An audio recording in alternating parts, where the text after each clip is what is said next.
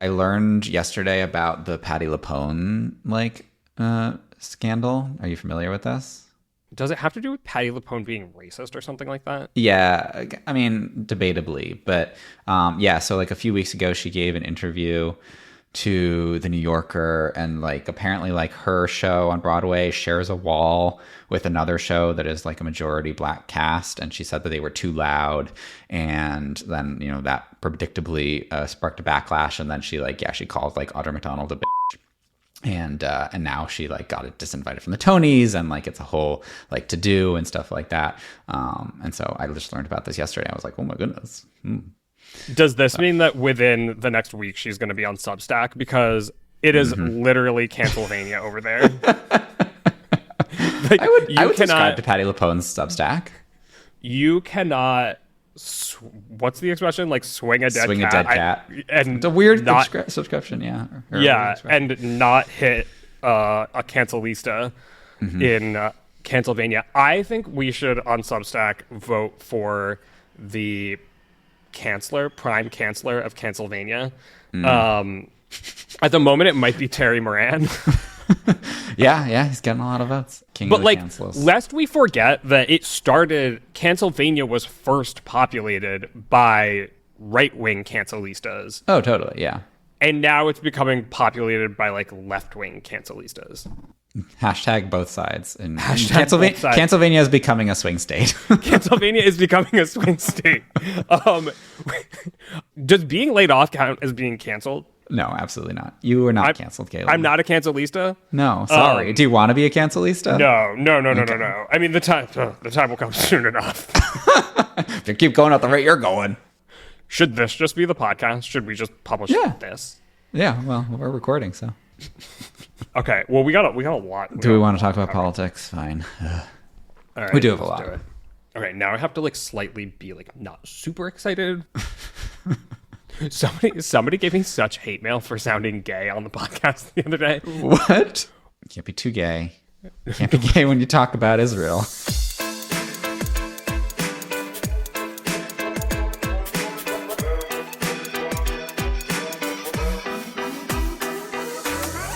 Hello and welcome to the GD Politics Podcast. I'm Galen Druk, and we've got a lot to talk about today. So I had originally planned to open up the mailbag and answer listener questions, which we're still going to do. But before we get to that, I do want to talk about some of the news since the last episode.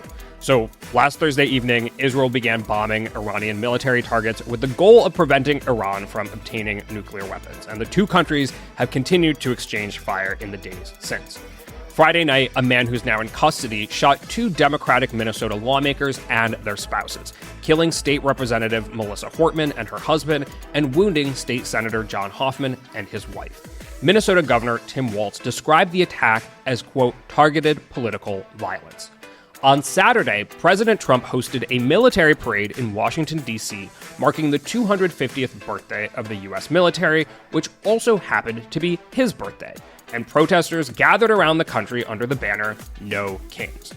Not that we need anything more to discuss, but today, June 16th, also happens to be the 10th anniversary of Trump's descent down that escalator and entrance into political politics.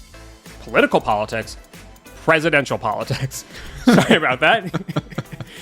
You can already hear his laughter in the background. Here with me is dear friend who spent the majority of those 10 years sharing a newsroom with me, Nathaniel Rakich. Welcome to the podcast. Hey, Galen. Yeah, it was a heck of a ride, and it's not over yet. It is not over yet. As I mentioned, we got a lot to discuss, but you alerted me to the fact that it was this anniversary this morning. It was the first thing I saw when I woke up. Do you have any thoughts on this, the 10th anniversary of Trump's entrance into presidential politics? I mean, I don't think I have any particularly deep thoughts, but I think that basically almost since that moment, he has been the defining kind of rock of political politics. And should we rename the podcast? Yeah, GD Political Politics. GD Just political politics. Yeah, everything has revolved around him. Even when he wasn't the president, things were kind of in reaction to him and the movement that he created within the Republican Party, bringing things in a more populist and anti-establishment direction. And I think both parties are still kind of trying to figure out how to navigate that. And again, yeah, it's not over yet. We still have 3.5 years left of his presidential term, and we also don't know what's going to happen after that and whether the Democratic Party is going to respond by going in a more populist direction. We don't know whether the Republican Party, how it's going to move on after Trump. But I think there's no question that he is one of the most important figures in this century's politics, for better or for worse. Yeah, I have some more thoughts reflecting on President Trump, how he's practiced politics, maybe even lessons we can learn that I'm writing up that folks may see sometime soon. So I don't want to give away too much. Ooh, but you some can write days too, Galen? I can. I'm literate. It's crazy. But some days it feels like he's shaped the Democratic Party almost as much as he's shaped the Republican Party. And I'm curious if there are any lessons that Democrats can learn from the way that he's practiced politics over the past 10 years. But I'm going to leave it there, and we'll come back to that. Let's go in chronological order, Nathaniel, since pretty much hours after I published the last episode in this feed. So are you ready to play Middle East expert? As ready as I'll ever be. Have you ever seen these YouTube videos where they play pranks on people? They'll be set up in Washington Square Park or something, and they're like, okay, we have a TV crew here where the person that we planned on interviewing stepped away for a second or isn't here. Can you just stand here for a second? And then they'll pretend that they're all of a sudden putting them on live TV and introduce them as an expert in something in particular, and then start asking them questions and see if they just say, oh, sorry, I shouldn't be here on live TV, or if they play along and start answering questions as if they are the named expert. And it's incredible, the people who just play along with it. I think it might actually literally be expert on Middle East politics or something like that. I have not seen that. That's amazing. Is it like all the men like try to bluff their way through it and all the women are like, I don't remember that specifically, but based on some of the YouGov polling that we've recently discussed, right, it wouldn't shock me. Yeah. I was trying to track down polling since the war began between Israel and Iran, and I couldn't even find that. What I was able to find was polling that was conducted right before on hypotheticals. So there's this one poll from the Ronald Reagan Institute. I'm quoting here, 45% of those surveyed said they would support Israel conducting targeted airstrikes against Iran's nuclear facilities if diplomatic efforts between the U.S. and Iran fail. 37% said they opposed, 18% unsure. And then the partisan breakdown was 6 in 10 Republicans support, 35% of independent support, and 32% of Democrats support. There's a lot of caveats in that, if diplomatic negotiations break down, it was before any of these airstrikes actually happened. Do you think that that data even tells us much? No, not really. I mean, yeah, hypothetical polls are always, they can be good guides if you have nothing else, which in this case we do. I also went and looked for things, and, I expect that like YouGov, for instance, will probably come out with something in the next couple of days, but it doesn't seem like anything's been released yet. But people's reactions when things actually come true can be very different. We saw this with things like, Trump's conviction and, Harris jumping into the race after Biden dropped out. So I'm going to reserve judgment. But also, like, it's not the most important thing, right? Or the other thing, too, right, is the Ronald Reagan Institute, is a conservative think tank. It probably has a point of view, not just kind of a conservative, like Republican, kind of the way that we think about Republicans now, but also kind of like Ronald Reagan old style conservatism, which is much more about, like more interventionist than exactly the right. Trump Republican having a bigger role in the world. So from the Team America World Police Institute, actually, if I can cite this poll for a second. Yeah. So basically, we should treat this like an internal poll, and it's a hypothetical poll. So yeah. But I mean, I think my prior is, with regard to this, that like, Americans are probably going to be pretty freaked out that this is happening.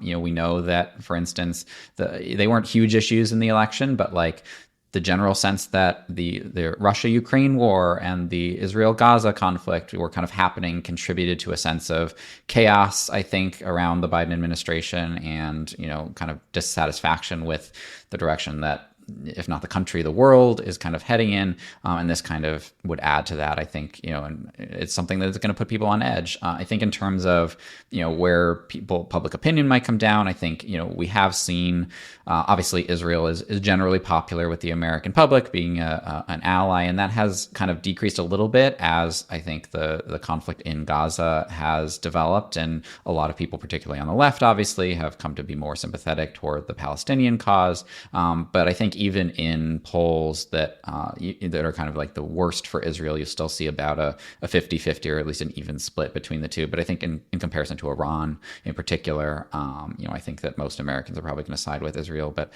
again, it doesn't necessarily mean that, Israel, go bomb Iran. Like, I think probably Americans are going to be nervous about this development. But again, we need to see more detailed polling. Yeah, so it's worth saying here that when you look at Trump's approval rating, he does worse on foreign policy now than he does overall. I'm just going to cite RCP here, Real Clear Politics, because I don't see foreign policy separated out from either of our friends, Nate Silver or Elliot or the New York Times. But RCP's average for Trump overall is net -4, and his approval on foreign policy is net -9. So although that may have been an advantage against Biden when people felt like Biden didn't have a handle on foreign policy, it's not an advantage now, particularly above and beyond what Americans already view. You brought up the question of Israel, and I think it's really interesting. CNN actually did quite a good write-up on this recently, and I'm going to quote extensively from them because I think they put it better than I could off the cuff in terms of how some of these views are shifting. Now, to your point, when it comes to comparing Israel to Iran, there's no comparison. The University of Maryland Critical Issues poll asked something along the lines of, who do you think should have nuclear weapons? Israel, Iran, both, neither. Americans generally preferred neither. It was 69%. But in terms of only Iran having nuclear weapons, it was 1% of Americans. So at that point, you're kind of rounding down to nobody just people thinks that Iran punching should. in, Yeah, exactly. The B answer for every question. Yeah, exactly. And for what it's worth, 10% said only Israel should have nuclear weapons as a comparison point. Actually, 6% said both should have nuclear weapons. So that's a little higher than 1%. And a lot of people believe in mutually assured destruction. Exactly. Mad. And that was even across the partisan divide. 7% of Republicans, 6% of Democrats, 6% of independents. Anyway, I mentioned that there's some good polling on how Americans view Israel, a year and a half on from the war with Gaza. And here I'll quote, polls for decades have asked Americans to choose whether they sympathize more with Israelis or Palestinians. And Israel is almost always the runaway favorite. But a new Quinnipiac poll showed Americans sided with the Israelis by a historically narrow margin, 37% to 32%. After Hamas's October 2023 terror attack on Israel, that margin had been 61% to 13% in Israel's favor. So a 48-point edge has shrunk to 5. They go on to say, that's not only the lowest advantage for Israel since Quinnipiac began polling this question in 2001, but it appears to be about the lowest since at least 1980 across multiple polls, according to data compiled by the Roper Center for Public Opinion Research. They continue on to cite some other polling, which was also interesting. A February Reuters Ipsos poll showed that about 4 in 10 Americans leaned toward the idea that Israel's problems are, quote, none of our business. What was particularly striking about that last one, these views were almost completely nonpartisan. It was 4 in 10 Democrats, independents, and Republicans who said Israel's business was none of ours. Thank you, CNN, for providing me with that much content. But Nathaniel, I'm curious for your thoughts about all that. Yeah, so I think that's an important part of it too, right? Is that Americans, I think, led by Republicans, are also getting more isolationist generally over the long term. And I think that feeds into it as well, that again, in the abstract, they might prefer that Israel win a war between Israel and Iran, but they don't want that war to happen. They don't want America to be involved. They don't want the war to affect their lives as Americans. Obviously, Trump, as we mentioned, has been taking a more isolationist direction for the Republican Party. There was a report recently that said that he had vetoed a plan by Israel. Israel was going to allegedly take out the supreme leader of Iran, and Trump said, no, you shouldn't do that. And that was an internal leak, right? So I assume the Trump administration would have given that information to the Wall Street Journal. So in some ways, that is shaping the narrative. Always important to keep in mind, where does this information come from? What do they want us to think as a result? But yes, the Trump administration seems to want Americans to think that they don't want war. Right. And exactly. And I think they want to show that the United States is not trying to exacerbate the situation, which is obviously good. Maybe it's good politics domestically, but it is also obviously good for not inflaming the situation internationally. Okay, let's move on and talk about another difficult topic, which is political violence. So we still don't have a lot of the details on the assassinations and assassination attempts in Minnesota, but talking about political violence, Nathaniel, is unfortunately not new for us. I think the place where we've left off, or where we've usually landed when we talk about this from a data perspective, which of course is not the only perspective here, is that a lot of polls will come up with numbers in the range of 20 to 30% of Americans supporting some kind of political violence. But more rigorous research suggests that that number is far too high. And when you use polling mechanisms to ensure that people are paying close attention to the questions that you're actually asking them, you get numbers closer to the low to mid single digits, which would be 2 to 5% of Americans, when forced to think about it in a more concerted way, still supporting political violence. That nets out somewhere in the range of, I don't think we're asking 3-year-olds about their views of political violence. So if you do the math of just people over the age of 18 in America, it's somewhere in the range of 10 to 15 million Americans.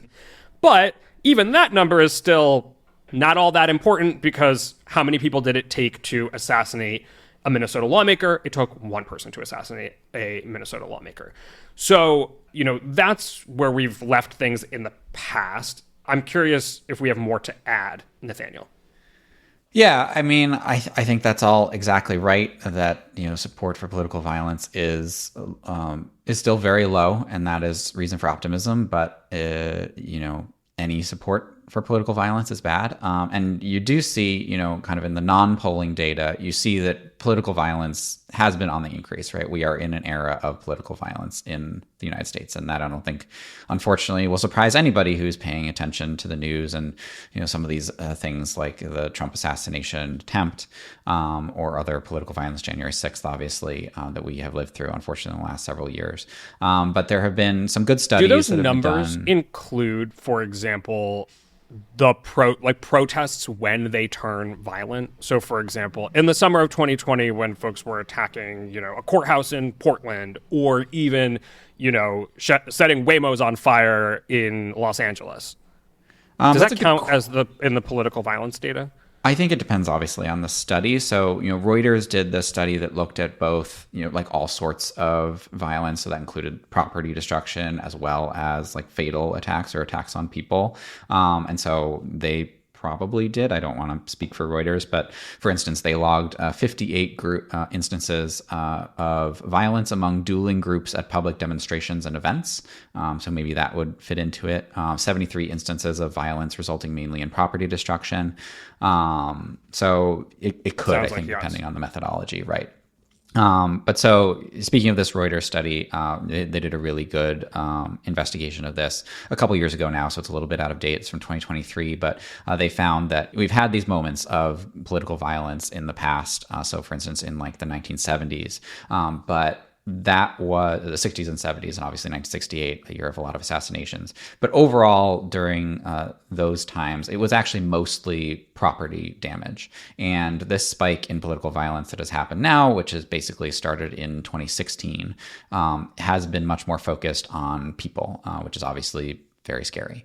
There was also a good study out of Princeton University of the Bridging Divides Initiative that looked at different types of political violence, and they found that vigilante activity was on the rise as a proportion of political violence. So I think, I didn't conduct the study, and I don't know exactly how they coded things, but my impression is that this Minnesota shooting would probably fit into something like that. They also noted that there could be a lot of issues with trust around like first responders and like police and stuff like that, because the number of police killings has also been on the increase. And in 2024, it reached a 10-year high.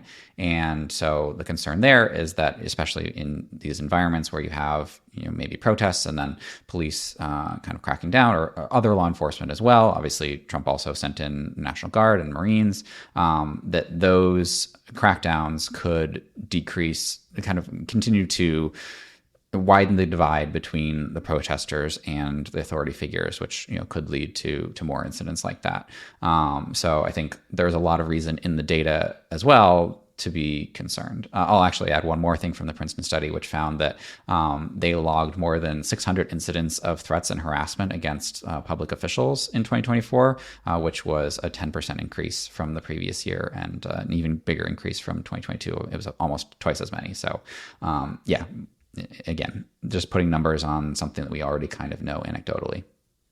From a non-data perspective, it's just worth saying that what happened early Saturday morning / Friday night is extremely up, and sad for all of us in America, and particularly sad for the community in Minnesota.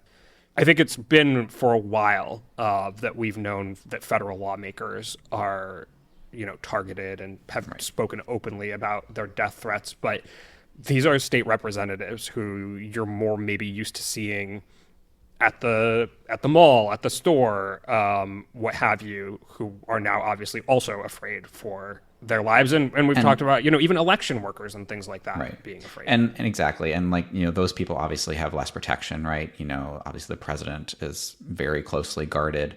But members of Congress, for instance, I went to the congressional baseball game last week, and there's always a big Capitol Police presence there because they're really freaked out by these threats. And there was that shooting in 2017 at a practice for the congressional baseball game that I think was also a seminal moment for this, and kind of happened represented, I think, a transition into this period of political violence. But a state representative is fairly anonymous, and maybe that we've been lucky where January 6th obviously people died, but no elected officials died, which I think easily could have gone another way.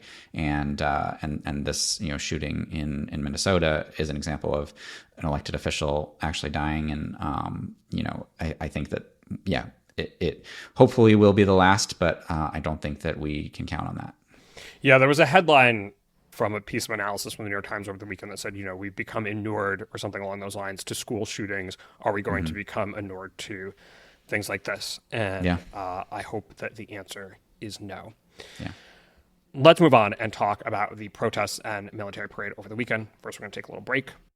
Today's podcast is brought to you by you, dear listener. When you become a paid subscriber at gdpolitics.com, there's a little message you can fill out explaining why you chose to subscribe and support the podcast. One of the main themes you've mentioned is rigor. That's important to me, and it makes me really happy to hear that it's important to you. Steven says, you and the 538 podcast helped me better understand politics and the world for years.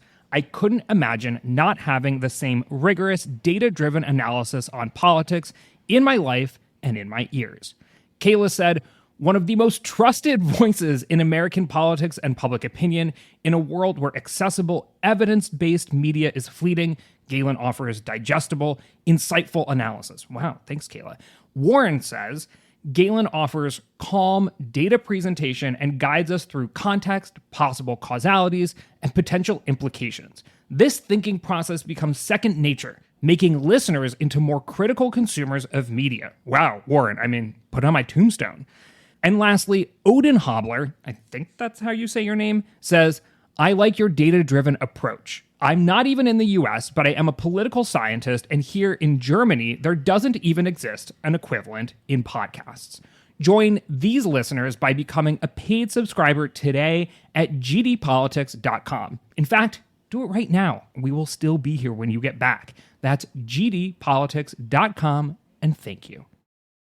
Nathaniel, you mentioned that you were at the congressional baseball game. You were also at the combination protest parade in D.C. over the weekend. You're really just, Forrest Gump here, going to all the important events.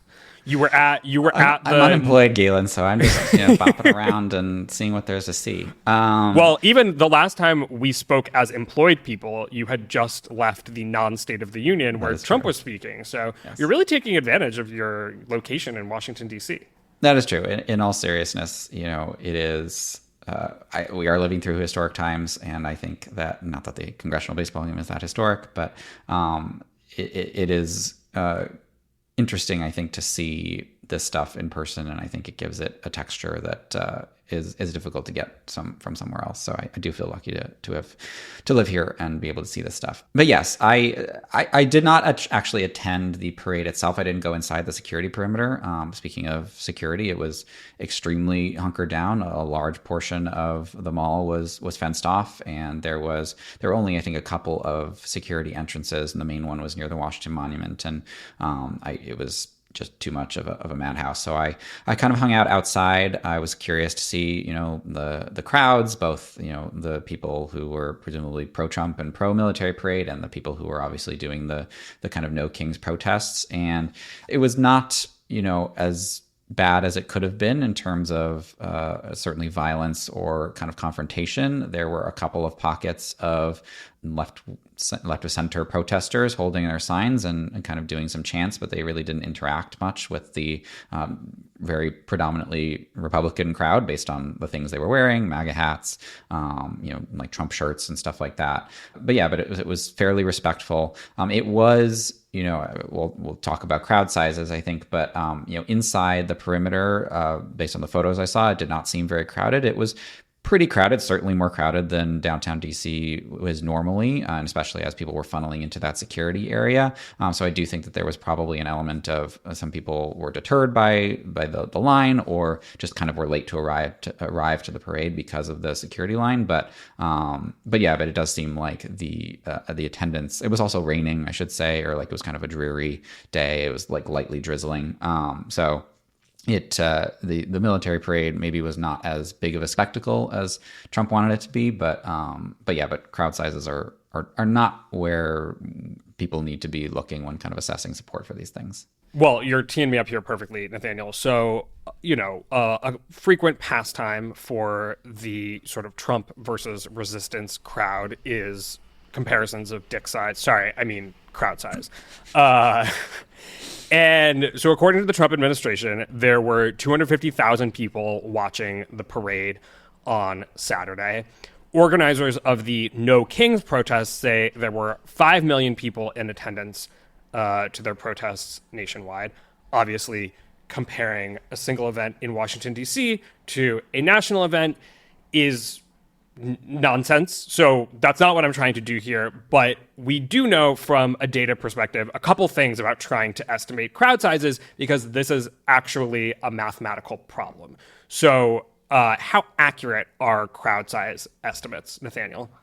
They're just not very accurate, right? It is difficult to assess crowd sizes, first of all. It's like crowd, like the kind of traditional method is you just like kind of look at the area that's filled and you kind of like estimate the density in one square X portion, and then you kind of extrapolate that out. But that's difficult. First of all, it's difficult to estimate the density, and then it's like some areas might be more crowded than others, so closer to the stage or whatever, in the case of a rally, and it's just very difficult. And there typically aren't, there's no turnstiles, right? There's no, or tickets that are being actually counting people, so it's very difficult. And what ends up happening is that people who aren't and the best crowd size estimates that we have come from academics who study satellite photos and stuff like that, and I'm going to go out on a limb and say that the Trump administration and the No Kings organizers were not studying satellite photos and like counting everything and doing a bunch of math. I think that they were making pretty ballpark estimates and probably inflating them because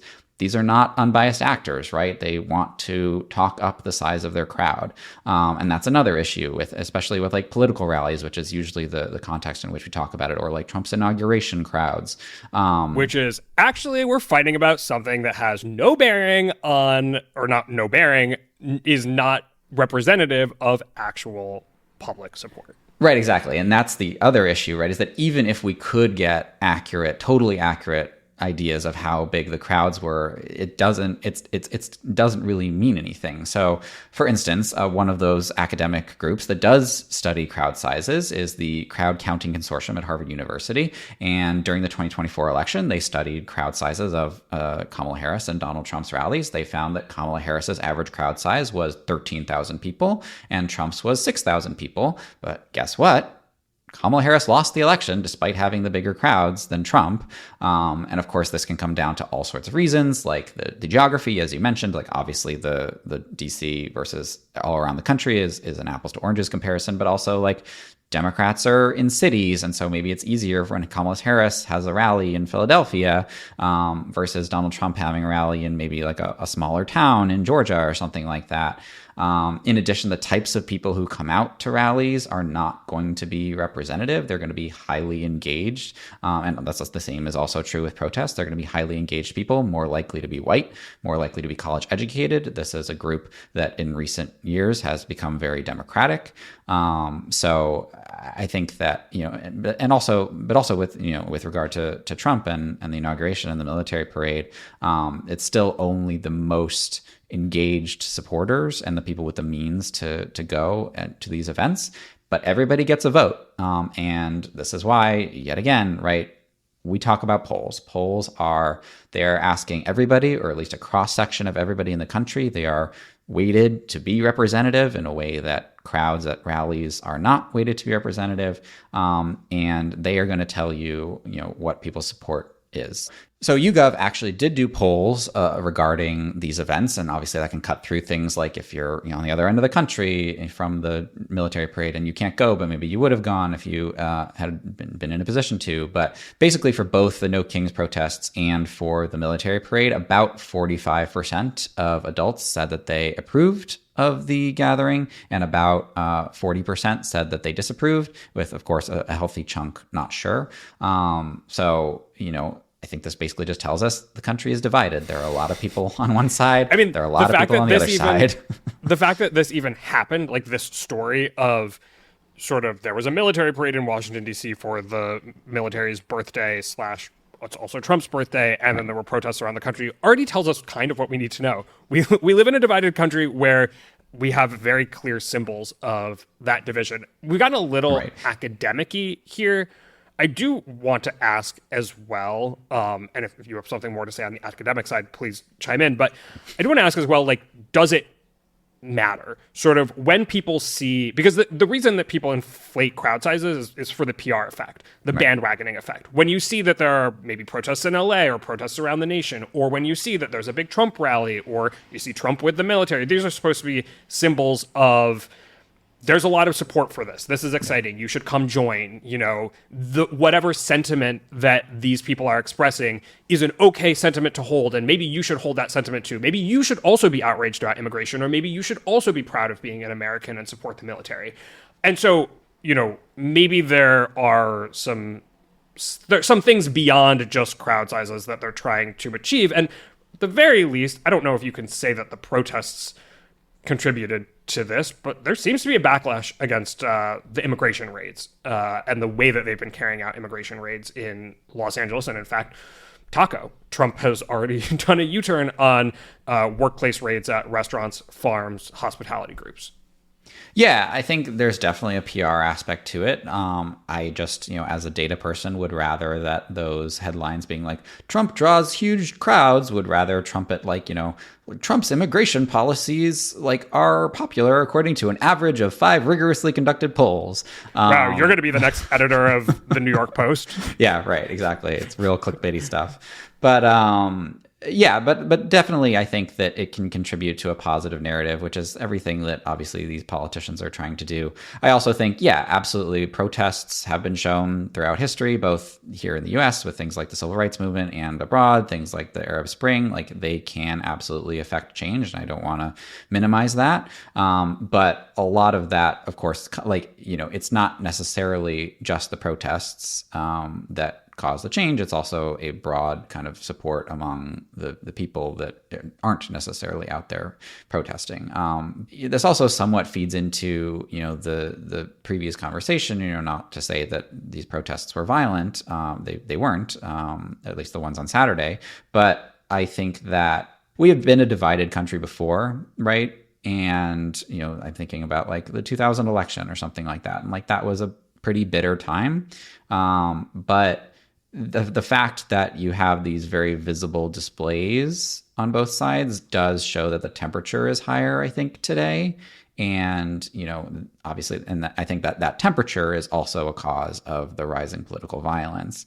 And so I think that, and then on kind of also the military parade side, obviously, Trump other countries have had military parades in the past, including like France and the UK. It's not necessarily a sign of a descent into totalitarianism, but also the optics are not great on the fact that it's also his birthday and that, at the same week that he sent troops into Los Angeles to quell the protests there.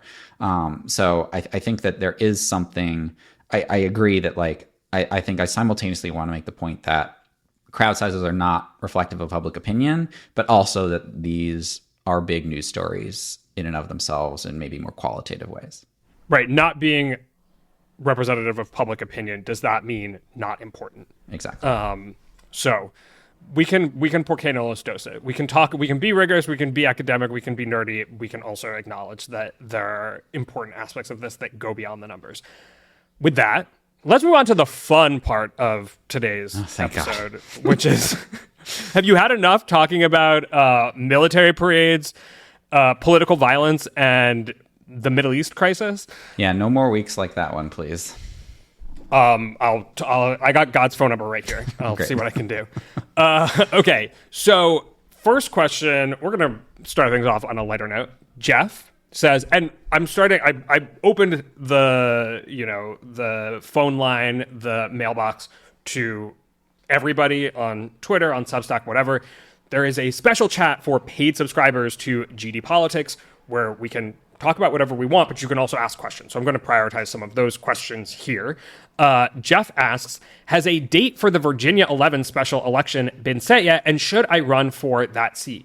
Jeff didn't tell us any other information about himself. For example, if he even lives in Virginia's 11th district. He doesn't have to, as long as he lives in Virginia, he can run. You don't have to live in the district that you represent, just in the state that you represent.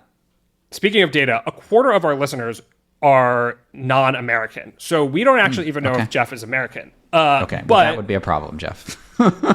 Okay, so Nathaniel, answer the question for us. Yeah, so the Virginia 11 is a district in the D.C. suburbs that became vacant when Jerry Connolly passed away. The special election date has indeed been set. The general election will be on September 9th, and the parties will pick their nominees actually quite soon on June 28th. Now, Virginia is weird because it gives parties a lot of leeway about how to choose their nominees. So both parties are basically going to hold their own primaries, which are colloquially known as firehouse primaries, because often it's just like the party is like, hey, you, that firehouse on the corner, like we're going to set up polling places there, and like people can come between like 9 and 5 on Saturday and just like, cast a ballot. And it's not like a government run election the way that primaries usually are. So Virginia is going to be holding those on June 28th. So, Jeff, if you want to run, Democrats you gotta do can it soon. file. Yeah, exactly. The filing deadlines are coming up. Democrats can file until this Wednesday, June 18th, and Republicans can file until June 21st. Okay, Jeff, good luck. Let us know if you end up running, and let us know how you do. In a somewhat similar vein, Matthew asks, assume that Democrats overperform in the 2026 midterms by the same margin as their overperformance in recent special elections. How does the House/Senate breakdown look? First of all, I should say, I don't think we should have the expectation that Democrats would overperform in 2026 to the same degree they are overperforming right now in special elections. We have talked about this many times on this podcast and its forebears about the difference between the electorates that show up in special elections and the electorates that show up in midterms and presidentials. But Nathaniel, let's still entertain the question. Let's do the math. How much have Democrats overperformed in special elections so far, and how would that convert to the 2026 midterms? Yeah, so I did do the math, and the folks at the Down Ballot, formerly Daily Kos Elections, they keep a database of special election results and overperformance compared to the previous presidential election. And according to them, Democrats are doing an average of 16 points better than they did in the last presidential election. That's obviously an eye-popping number. I think part of it, I should caution, is that the Democrats did particularly badly in the last presidential election, losing the popular vote, which they don't usually do. So normally what I like to do during the 538 days, and if I were writing an article on this, for example, instead of just doing a off-the-cuff podcast answer, no offense, Galen, I would compare it to like a baseline that is kind of like zeroed out, that kind of accounts for the fact that 2024 was a Republican-leaning year, 2020 was a Democratic-leaning year. And so you would see, basically once you do that, you're looking at roughly a 2018 level of overperformance in special elections, which is very good for Democrats, but like not like insane. But if you were to apply literally just that 16-point improvement to the Democratic margins, or the both parties' margins in the Senate and the House, what you would get is Democrats would end up with 55 Senate seats. So they would pick up not only the kind of quote unquote easy ones in North Carolina and Maine, but they would also pick up Ohio, Florida, Alaska, Iowa, Texas, and Kansas, which is a real kind of out of left field dark horse one. And then if you did the same thing in the House, based on, again, the down ballot's calculations about presidential results within congressional districts, you would get 279 Democratic House seats. Again, I will emphasize the same thing that Galen said. Obviously, those numbers are massive, massive majorities by any standard. I guess the Senate one, for Democrats to get 55 seats is quite difficult to imagine. Republicans, it's easier because of the rural bias of the Senate. But it's not going to happen. Democrats in special elections, first of all, there are no incumbents because they're special. They're vacancies, and there are going to be incumbents like Susan Collins and Tom Tillis that Democrats have to get through in this election. That also, there are candidate quality things, right? It's not just going to be partisanship. There are going to be some races where Democrats have a weak candidate and Republicans have a strong candidate, and maybe they'll lose a district that Democrats, quote unquote, should have won based on the national environment, or vice versa. And then, as you mentioned, Galen, it's just a different electorate, right? Like there are most of the effects of special elections being so good for Democrats or good for Republicans in past years has to do with the differential turnout, which is to say that right now, Democrats are excited to get out and vote and Republicans are not because of Trump generally being unpopular. And that means in an election where there is or like very little spending or mobilization, the party that is just naturally going to turn out is going to do much better. All right, Matthew, you had a very comprehensive answer. Thank you, Nathaniel. Mark asks, immigration has always been one of Trump's stronger areas with the public. Might actions like prohibiting foreign students from Harvard do permanent damage there? Also, I like the theme music. So I'm going to get to the theme music issue in a second with actually the next question, but we can talk a little about immigration first. First of all, we talked about it on the last episode with Nate. I will say that increasingly folks who track Trump's approval are breaking out the specific issues as well. And Trump is now net negative on immigration. So according to Silver Bulletin, his approval there is net -2. It has historically been one of his best issues. It still is. So net -2 is better than his overall approval rating. I should say, though, if you look specifically at border security, he's still net positive. Americans are pretty happy about what has happened at the border specifically. And I will also say that when you ask Americans to choose still between the two parties, there's still a majority of support for Republicans' immigration approach. Now, we have another 3.5 years before Americans choose our head of state again. And I imagine that if things continue the way that they've been going, even that could change. There could be what we call thermostatic backlash, basically, to Trump's handling. And the other thing is, if the border, because the problem has been quote unquote fixed, fades from the headlines, they'll start focusing on other aspects of immigration. And it could be the economic aspects of immigration, like, do we have a tighter labor market for farm workers or hospitality workers or restaurant workers? Are we seeing a lot of stories about families being separated or people being, wrongly deported or what have you? It's a complicated picture. On net, it's still a good issue for Republicans, but that doesn't mean it's going to stay that way. Yeah, and I just think it's so important that to bear in mind that immigration is just a very broad thing, right? And you make the point about on border security specifically, he is still popular, but there are other aspects of the issue of immigration that maybe were less salient under Biden, for instance, when the border was a huge issue and there were record numbers of illegal crossings.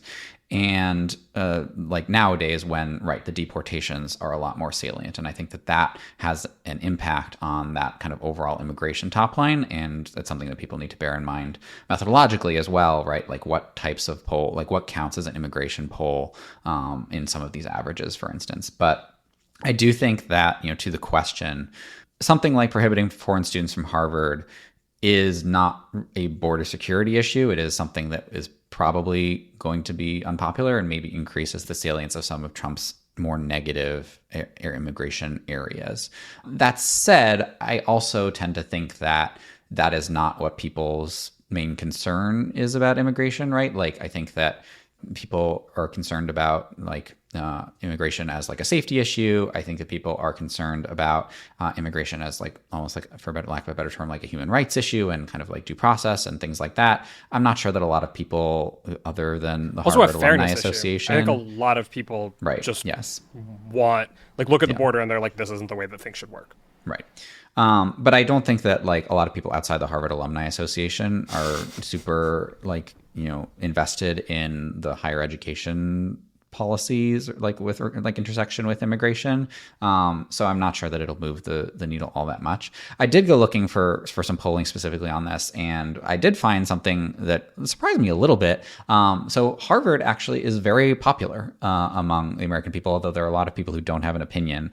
So according to a Morning Consult poll from last month, 49% of Americans have a favorable opinion of Harvard, 17% have an unfavorable opinion, and the rest don't have an opinion. So leave it to a Harvard alum to come on the GD Politics podcast and talk about how popular Harvard is. I thought it was going to be negative because I thought everybody was those Harvard assholes. But no, apparently people are I guess that's I think thinking two steps too deep, right? I guess people are just oh, Harvard, less that means smart people. Yeah. So I guess it is interesting. Are smart people popular? Exactly right. I would think no. Based on my experience, no. But wow, way to flatter yourself, Nathaniel. Well, it's like a backhanded self-compliment. You're calling yourself smart and unpopular. Exactly.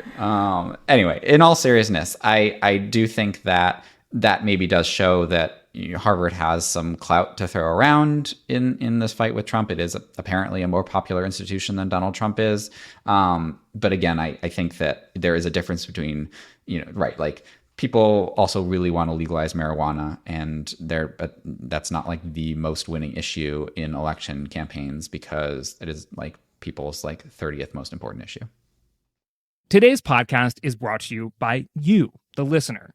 As I mentioned earlier, when you become a paid subscriber at gdpolitics.com, there's a little message box you can fill out explaining why you chose to subscribe.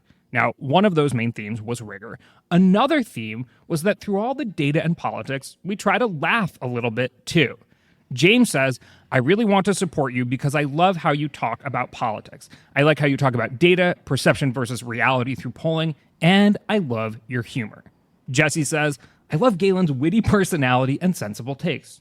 I mean, come on, witty personality, sensible takes, put that on my dating app. I'm a politics junkie that prefers the shows I watch to be fun and informative. Whatever Galen has planned, I just know it's going to be good. John says, I really enjoyed your work to date. The analysis was data-driven with humor and rigor. Hard to find in today's opinion swamp. And lastly, Rachel says, I really want to support you because I believe in you and I love you and you're my favorite cousin. Okay, well, this is actually from my cousin Rachel, and I'm glad to hear that I'm her favorite. We'll keep that between us. Hopefully, none of the other cousins are listening to the podcast. Anyway, join these listeners by becoming a paid subscriber today at gdpolitics.com. In fact, do it right now. We will be here when you get back. That's gdpolitics.com, and thank you. Jumping off of Mark's comment about the theme music, Ben says, my question is around the recent apparent backlash against the podcast cover photo and opening music. As shown by John's glowing endorsement in the first thread and Mark's declaration of support in this thread, recent Substack comments indicate the potential that there are dozens of us who immediately start bobbing our heads to the beat and internally shouting politics inside our heads every time the song comes on, and we see your beautiful face in the cover photo. Oh, thank you, Ben. Before any changes are made, could you hold some sort of vote on the people's preferences? This is a show about democracy and politics, and I think that we, the paid subscriber people of GD Politics and the Scottish teens, deserve a voice. Your biggest fan in Japan, Ben. Okay, so I think I made a comment about this offhandedly, but I'll address it directly. Both of these things, the theme music and the cover photo, were chosen in the weeks around, the days around us being laid off. They were created and chosen quite quickly. I have heard from specific individuals who listen to the podcast, who work in these spaces, who have said, hey, I can help you improve these things. And not so subtly be like, it's currently ass. So to put that more directly, a graphic designer reached out and was like, your graphics suck. Do you want me to help you improve them? And somebody who does musical scoring for Hollywood films, like real deal Hollywood films, was like, I could actually do some intro music for you. So that was more reference to people in many ways kindly reaching out and saying, you could use a little bit of help. So I've chatted with those people, and we may improve on both. But don't worry. I think you need a really bombastic score like Pirates of the Caribbean. Like, you got to get Hans Zimmer to do your theme music, Galen. Yeah, that's exactly who reached out to me, actually. Amazing. Anyway, I won't do anything rash. Don't worry. And I'm glad, Ben, that you like where we're at for now. Okay, moving on. Kamiko asks, I have a question about the causality of people who pay more attention to news also having a lower opinion of Trump. Is that also true of other presidents in recent history? Also, what about the possibility that this correlation is related to mainstream media's bias toward negative stories about politicians regardless of their party affiliation? This commenter goes on to say, when I heard that relationship, my first thought was, of course, people who listen to the news are constantly listening to negative coverage and not nearly as often to positive coverage. Naturally, they're going to be less satisfied. So this gets to a conversation we had with Ruth Egelnick from the New York Times about research that she did that showed people who pay less attention to the news are more positive on Trump. So I went and I found some polling from when Biden was president about what people think of him based on how much they follow political news.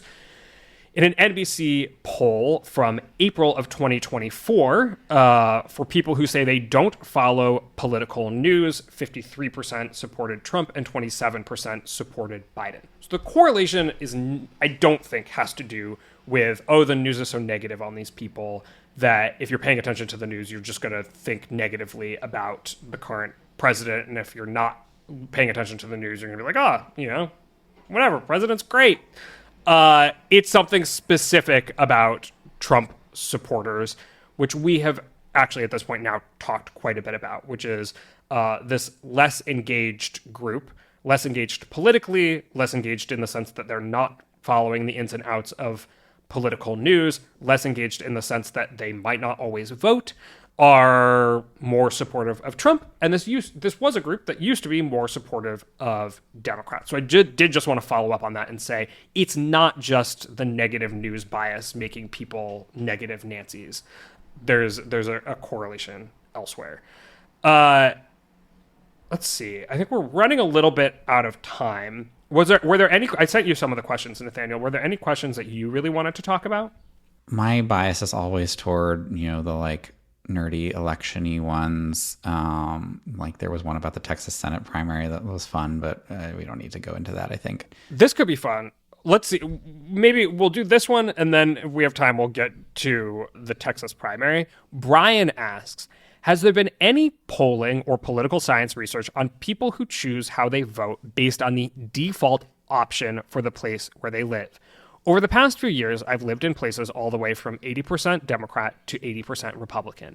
And in all of those environments, I have known people who aren't necessarily low information voters, but whose votes are heavily influenced by the societal norms around them. For instance, I knew people who are otherwise pretty conservative, but live in a 75% D precinct, so voted for Hillary. And I know people who have a lot of identity demographic characteristics associated with liberals, but they live in an 80% Trump town, so they support Trump. Are these trends real? And what fraction of people vote based on peer pressure rather than internal convictions? Oh, you're asking us to be philosophers, Brian. What is an internal conviction? What does that even mean? Versus societal pressure. But Nathaniel, do you want to take a crack at this first? I did a little bit of research. Yeah, I've done no research, so I'll do my uninformed view, and then Galen can correct me. But I think it's a really interesting question. I think it's something I would love to see more studies of, because I suspect that this is a factor, but is not well understood. I do think that we can't specifically say 60% of people vote based on their true convictions and 40% people vote based on peer pressure. I think it's a spectrum, right? And on an individual level, you are probably making a decision that is based partially on your convictions and partially on the inputs you're getting from other people. So I think also, where do your convictions derive from, if not in part from your social context?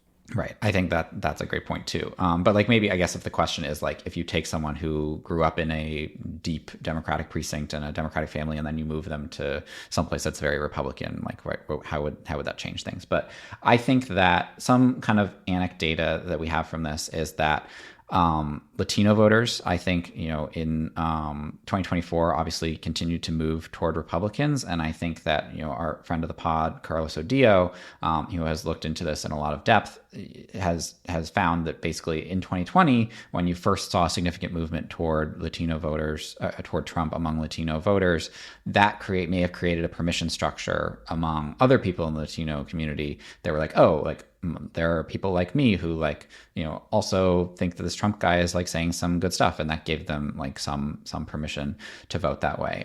So I think that this is a good area for future study. Curious what you have, Galen. Yeah, and I'll also add to that data, although, I mean, what you mentioned is real data, and this is also real data. We see that demographic markers about somebody have different strengths based on where people live geographically. So college-educated white voters, we understand to be trending left. College-educated white voters in the South still vote significantly more Republican than college-educated voters in the North. Religion also plays a role, but what is religion if not also a sort of social cultural norm? I mean, it's many things, but that's one of the things. Oftentimes religions form tight-knit communities around church or other places of worship. And so this is also, a social context. But I found some research published by Brookings that doesn't get at this exact conundrum, but this researcher focuses on voter turnout and compares it to an office environment, which I found interesting. So, for example, a man hired into a firm of men who wear ties will feel uncomfortable without a tie. But if the same man transferred to a company where no one wears ties, he would feel uncomfortable with a tie. There are a dozen plausible explanations for why people feel the need to emulate those around them, such as a desire to establish an identity as part of the team, fear of rocking the boat, or taking others' behavior as evidence of what is right. As an economist, I can make no guesses at why people wear ties, but I can say what the data on tie wearing looks like. Some offices are filled with tie wearers, and some have none. And very few have an even mix of tie wearers and bare-necked men. As it turns out, data on voter turnout look the same. My work on the U.S. National Election Studies data shows that even after controlling for all possible individual characteristics, some groups show very high rates of turnout, some show very low rates, and too few show moderate rates. So, that's another reason why polarization in America is self-reinforcing geographically, is once you get a sense that, I live in a Republican area or I live in a Democratic area, then it doesn't just become something that you sort of chat about at the kitchen table. It becomes a part of your community's identity. And we've talked lots on this podcast about the importance of feeling like a part of a community, which I hope everyone feels a part of here in this community on GD Politics. By the way, we don't wear ties, in case you were wondering. You can take that tie off. So I thought that was really interesting, and is it sounds intuitive once you hear it, but was a good illustration. I'm realizing that we're at about time, Nathaniel. So we're not going to get to Ken Paxton and John Cornyn and that Republican primary today. You'll have to come on again, and we can talk about it. And some of the other questions, there were a lot of questions we didn't get to. We'll incorporate more of this as we go so we can get to all of your questions. But most importantly, thank you to the people who did send in their questions and who are supporting GD Politics. But we're going to leave it there for today. Thank you so much, Nathaniel. Thank you, Galen. A pleasure as always. Oh, the pleasure is all mine. My name is Galen Druk. I'm in the early days of getting this podcast off the ground, and I appreciate your support in any way possible. Subscribe to GD Politics wherever you get your podcasts, and if you'd be so kind to rate and review. Maybe even tell a friend about the pod. Also, importantly, subscribe to the Substack at gdpolitics.com. There you'll get updates on what we're doing, you'll get paid podcast episodes, and you can support this project directly. Thanks for listening, and we will see you soon.